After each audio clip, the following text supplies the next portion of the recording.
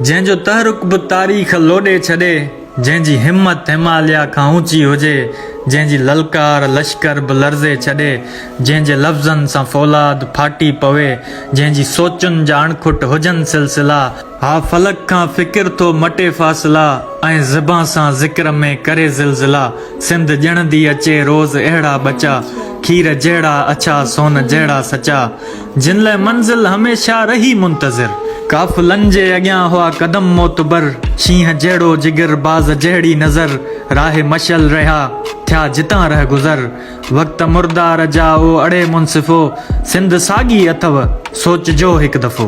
ॻाल्हि पाड़नि ऐं ज़ातुनि खां थी वई परे, बाहि मज़हब जे नाले मथे पई ॿरे। हाणे शरीयत बि फ़िरकनि अंदरि पई फिरे, बांग हिन जी जुदा बांग हुन जी जुदा, फ़र्ज़ वाजिब वज़ू सभु बदिलजी विया। हिकिड़ो इंसान आ ॿियो मुस्लमान आ, हिकिड़ो इंसान आ ॿियो मुस्लमान आ। रोज़ फितने जी फतवा थी जारी थिए, रोज़ कारो तो थिए रोज़ कारी थिए, रोज़ फतवा जो साहिब तो फरमान ॾे, रोज़ न्याणियुनि जा मज़हब मटायो छॾे। धर्म मां पियो कढे दीन वारी करे, दीन वारी खे मारे पियो कारी करे। तो जे इस्लाम ॼातो त छा थी पियो, तो जे एहराम पातो त छा थी पियो। दीन तुंहिंजो ना धर्म तुंहिंजो ना, बाब कहिड़ा पढ़ी भरम तुंहिंजो ना।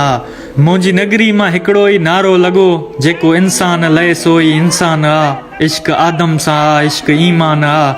मुंहिंजो मखदूम ॾिस मुंहिंजो मंसूर ॾिस, मुंहिंजो मखदूम ॾिस मुंहिंजो मंसूर ॾिस, तिन जी तारीख़ पढ़ तिन जो मंशूर ॾिस। हा इनायत जो इस्लाम ईंदो वरी, मुंहिंजी नगरी में नीगर को थींदो वरी। कन खोले त रख तोखे चवंदो वरी, मां वफ़ाउनि जी मिट्टी मां पैदा थियल, मां सचाई जे सगड़नि संदो सांडियल, मां अक़ीदे जी इगड़ियुनि में क़ाबू थियल।